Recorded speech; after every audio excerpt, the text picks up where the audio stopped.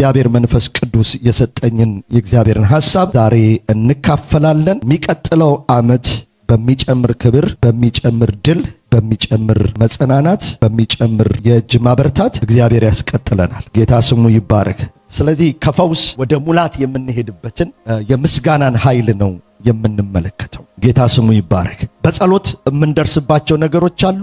ምስጋና ብቻ ደግሞ የሚያመጣቸው ነገሮች አሉ። ጌታ ኢየሱስ ክርስቶስ ሆልነስን፣ ኮምፕሊትነስን፣ ሙሉነትን ልንለማመድ የምንችልበትን ጥበብ የሰጠንን ከቅዱስ መጽሐፋችን አውጥተን ከሉቃስ ወንጌል ምዕራፍ 17 ላይ እንመለከታለን። እንዴት ነው እግዚአብሔር ያደረገልን ነገር? አንድ ነገር ነግቶናል፣ አንድ ነገር አድርጎልናል፣ የሆነ ነገር ደርሶናል፣ የሆነ ቦታ ላይ አድርሶናል። ጌታ ግን ከዚያ ያለፈ ነገር ደግሞ ወደ ህይወታችን የሚመጣበትን መለኮታዊ ፕሪንሲፕል ምስጢራትን እግዚአብሔር በሉቃስ ወንጌል ላይ አስቀምጦልናል። እሱን እንመለከታለን። ከሉቃስ ወንጌል ምዕራፍ 17 ከቁጥር 11 እስከ 19 ያለውን እናወጣና እሱን ካነበብን በኋላ ጥቂት በዚያ ላይ ፕሪንሲፕል እነግራቸዋለሁ። እንደሌላው ጊዜ ፖይንት 1 2 3 ብዬ ባልነግራችሁ ሂስቶሪ ስለሆነ ናሬቲቭን እየተከተልኩኝ ትረካውን እየተከተልኩኝ እዛ ውስጥ ያሉትን ፖይንቶች ብቻ ኤክስፖዝድ አደርግላችኋለሁ። ሉቃስ ወንጌል ምዕራፍ 17 ከቁጥር 11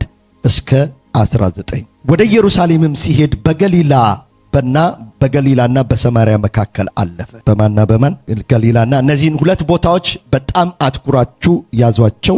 መጽሐፍ ቅዱስ በተለይ አዲስ ኪዳን ስታነቡ እነዚህ ቦታዎች ሲግኒፊካንት የሆኑ ነገሮች የተከናወኑባቸው ናቸው። እነሱ ከተሞች መካከል አለ። ወደ አንዲት መንደር ሲገባ ያቺ መንደር ስሙ አይታወቅም። ሊልበርን ትሁን ስቶን ማውንቴን ይሁን መንደር ናት። ግን ምን አይታው 04 ቀበሌ ይሁን 4 ኪሎ ይሁን 8 ኪሎ ይሁን ስም የላትም፣ ግን መንደር ናት። እዛ መንደር ውስጥ ደግሞ ስሟን ለምን እንዳልተጠቀሰም በኋላ ላይ ትንሽ እነግራቸዋለሁ። ሲገባ በሩቅ የቆሙ 10 ለምጻሞች ተገናኙት። እነርሱም እየጮሁ ኢየሱስ ሆይ አቤቱ ማረን አሉ። አይቶም ሂዱና ራሳችሁን ለካህናት አሳዩ አላቸው። እነሆም ሲሄዱ ነጹ። አሜን። ምን ሲያደርጉ? ሲሄዱ ምን አደረጉ? ነጹ። እስቲ ሲሄዱ ነጹ በሉ። ቆመው አይደለም የነጹት፣ ምልክት አይተው አይደለም፣ እርምጃ ሲጀምሩ ፈውሳቸው መጣ። ዛሬ ለአንድ ሰው ለሚንቀሳቀሰው እግዚአብሔር ፈውስ ያደርጋል። ሲሄዱ አክሽን ሲወስዱ ካህን ለምድሮ ምን ዝም ብለህ አታነጻንም ማለት አምላክ አይደለህም? በባህር ላይ ስትራመድ አልነበረም እንዴ? ስንቱን ስትፈውስ አይደለም እንዴ?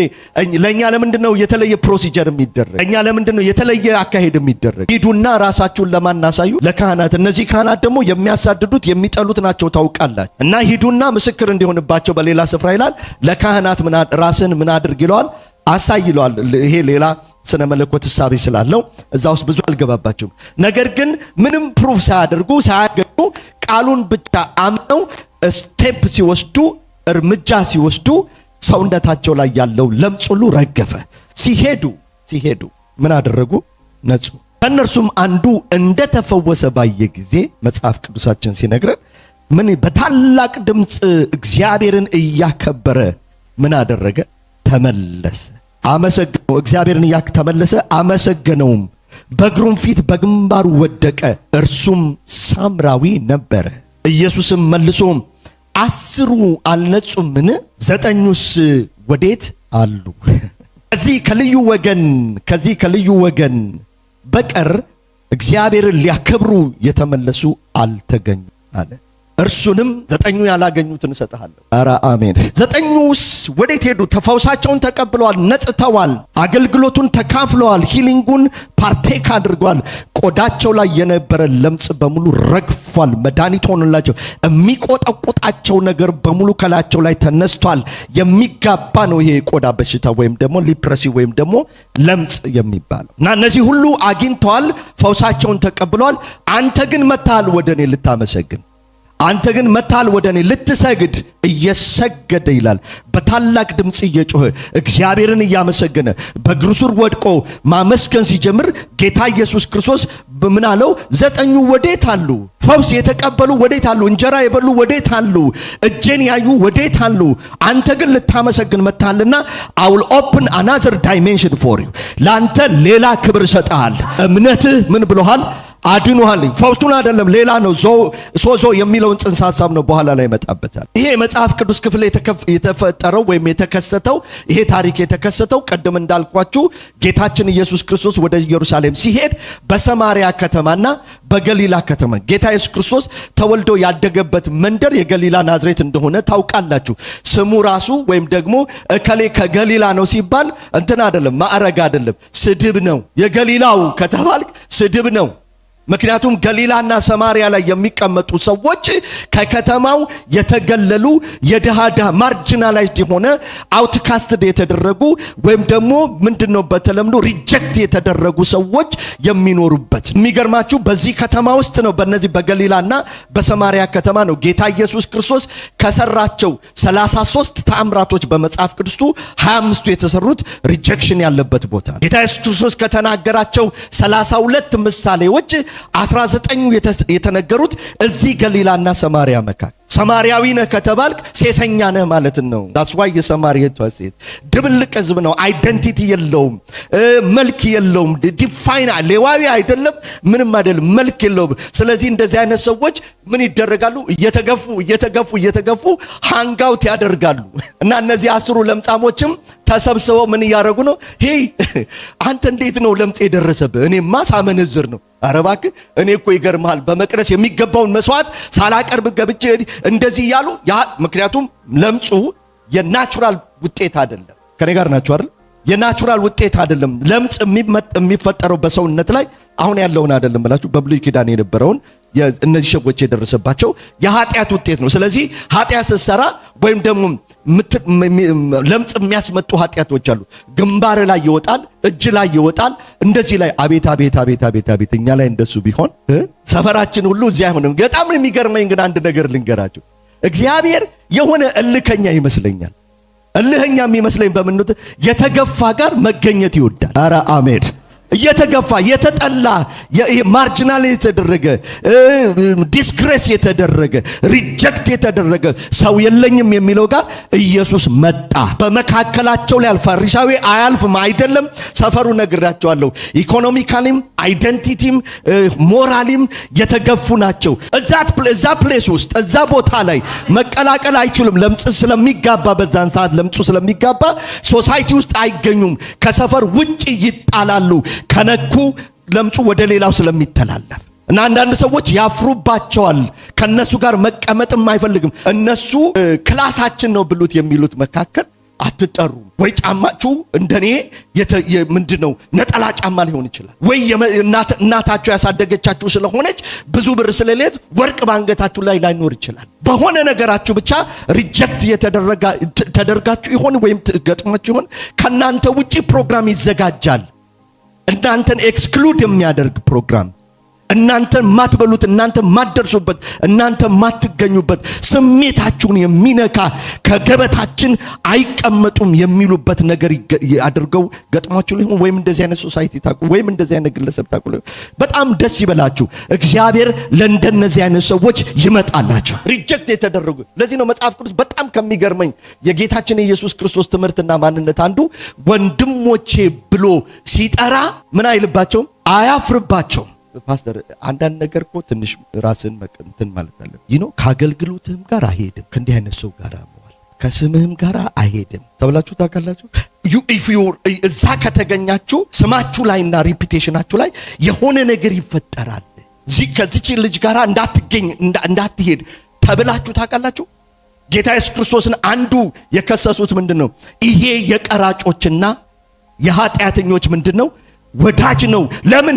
ፈሪሳዊ ሕግ አዋቂ ማንም ከነሱ ጋር ከተገናኘ ስሙና አገልግሎቱ ይበላሻል። እግዚአብሔር ይመጣል እና ወደ እነዚህ ሰዎች ሃንጋውት እያሉ ጌታ ኢየሱስ ክርስቶስ ግን በጣም ደስ ያለኝ ነገር ልክ ሲያዩት አንድ ነገር ጠየቁ። ቁጥር 13 ላይ ሶስተኛው ገጽ ላይ ታገኙታላችሁ። በቁጥር 13 ላይ ማረን ብለው ምን አደረጉ? እስቲ ጮሁ በሉ።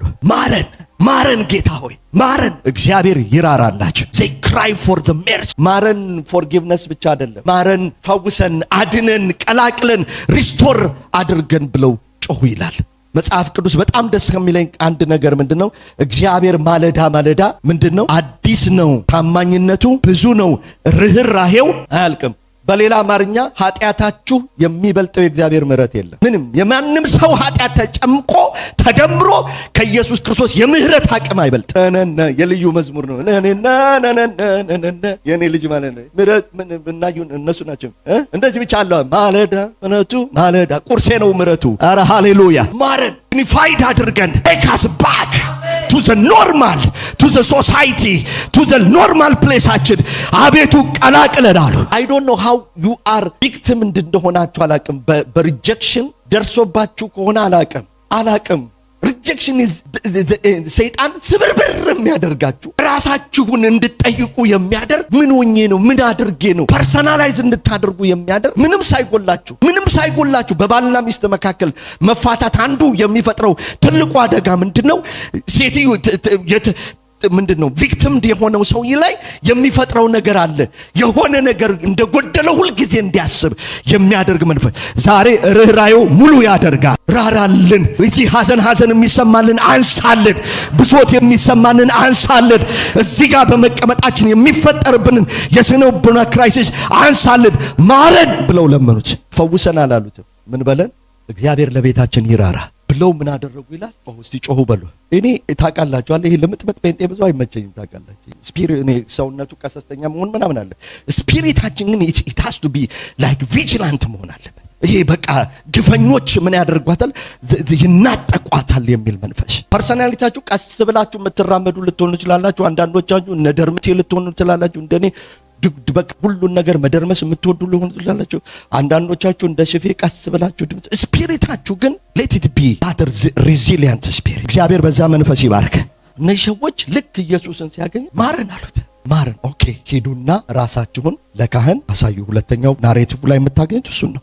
ቁጥር 14 ላይ ጌታ ኢየሱስ ክርስቶስ ሂዱና ራሳችሁን ለማን አሳዩ አላቸው? ለካህን አሳዩ ይልና ሲሄዱ ምን አደረጉ ይላል? ነጹ ይላል። ኢየሱስ ጌታ ነው። አይቶም ሂዱ ራሳችሁን ለካህን አሳዩ አላቸው። እነሆም ከሱ ዞር ብለው ራሳቸውን ለካህን ለማሳየት ለመታዘዝ ወይም መታዘዝ ሲጀምሩ ሰውነታቸው ላይ ያለ ደዌ ከላቸው ላይ ተሰበረ። ዛሬ ይኸውላችሁ በጸሎት ያልሰበራችሁት በምልጃ ያልተሰበረ በምን ያልተሰበረ በሽታ በመታዘዝ ከላችሁ ላይ ይነሳል። አሁን እኛ የብዙ ሰዎች ችግር ምንድነው? ለምንድነው የማይፈወሰው? ቅድም ሳሚዬ ሲናገር በስብከት ያመነውም እኮ በምንድነው? በሞኝነት ነው። ስንኖር ግን ምን ይጀምረናል? ብልጣብልጥነት። እግዚአብሔር ፊት ብልጥ መሆን የሚፈልጉ ሰዎች አሉ። ታው አትቀስቅሱት።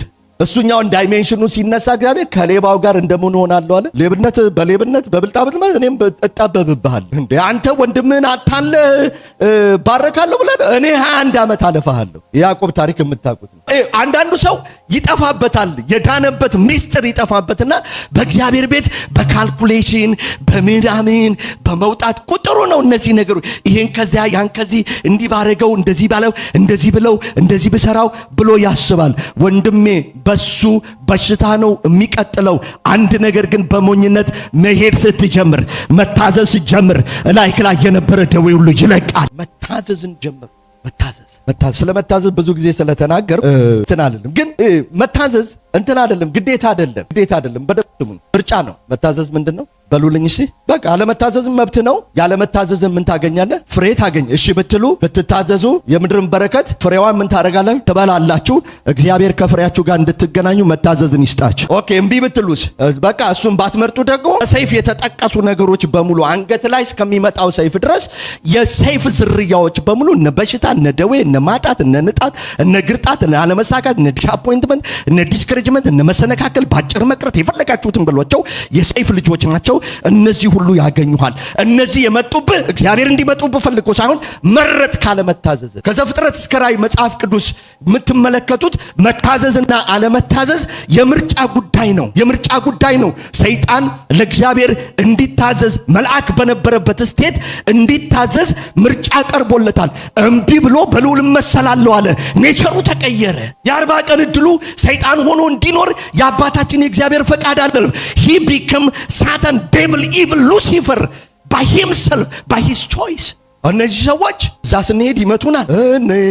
ካህናቶች እንደዚህ ያደርጉናል ምናምን አለን። አዳም በመታዘዝ ዘመንና ባለመታዘዝ መካከል የነበረበትን የህይወት ውጣ ውረድ ታውቃላችሁ። ኢየሱስ ክርስቶስ በምርጫው በመታዘዝ አባቱን አስከበረ። ኧረ አሜን። ለሞት ያውም የመስቀል ሞት እንኳን ምን ያደረገ የታዘዘ ሆነ። በመታዘዙም መስዋዕቱ ለአብ ቀረበለት። ለዘላለም የሚታይ የዘላለም ሊቀ ካህናችን ሆነ። ለምን? በመታዘዝ ውስጥ የመጡ ነገሮች በሙሉ እንዲያገኙን ኢየሱስ ክርስቶስ የመታዘዝ ምሳሌ ሆነ። እግዚአብሔር በዚህ ምሳሌና ማንነት ይባርካችሁ። ሳኦል ከዙፋን እንዲወርድ የእግዚአብሔር ፈቃድ አይደለም። ምንድነው የጣለው? አለመታዘዝ ነው። እነዚህ ሰዎች ልዩ ኳሊቲያቸው ምንድነው? መሄድ ጀመሩ። ምንድነው? ካህን ጋር ሄደን ምን በለው ካህኑን ጥያቄያቸው አይደለም። ስንሄድ ካህናቶቹ ቢደበድቡንስ አታይም ወይ ለምጹን ምንቀላቀል ሰዎች እኮ አይደለንም ብለው አልጠየቁትም። ሂዱ እና ራሳችሁን ለካህን አንተ አልክ እሺ ብለው እየሄዱ እያለ ድንገት ከላያቸው ላይ አቤቱ በመታዘዝ ውስጥ ያለ ድንገተኛ በረከት በኢየሱስም ሕዝባችንን ያገኘው። እሺ ብለው መታዘዝ ሲሄዱ የሚገርመኝ ሲሄዱ እያሉ ምን አደረጉ? ነጹ ይላል። ሲሄዱ ይላል አይደል? ሄዱ ምን አደረጉ? ነጹ። ቆመህ አትፈወስም፣ እየታዘዝክ ትፈወሳለህ። እየታዘዝን ምን እናደርጋለን? እንፈወሳለን። ጌታ ስሙ ይባረክ። ከዛ በኋላ መንገዳቸውን ሲቀጥሉ ፈውሳቸውን ይዘው ሶስተኛውን ሰው ታገኙታላችሁ። ያ ብቸኛውን ሰው ሶስተኛው ፖይንት ላይ በታሪክ ውስጥ የምታገኙት ቁጥር 15 ላይ ሁሉም ተፈወሱ፣ አንዱ ብቻ ምን አደረገ? ተመለሰ። የፈውስ አምላክ ስሙ ብሩክ ይሁን። ከፈውስ የሚበልጥ ክብር ግን አለ። ኧረ አሜን። እስቲ ከፈውስ የሚበልጥ አለ በሉ። አሁን ይሄ ሰውዬ ትንሽ የገባው ይመስላል። እና እንደዚህ አይነት ወገን ያድርገን ጌታ። ፈውስ እንዴ በፈውስማ ከጀመረ ሌላ ነገር አለ ብሎ ይሄ ሰውዬ ቁጥር 15 ላይ ተመልከቱ ምን ይላል? ከነርሱም አንዱ እንደተፈወሰ በየጊዜ በታላቅ ድምፅ እግዚአብሔር ምን እያደረገ እያከበረ እናደረገ ተመለሰ።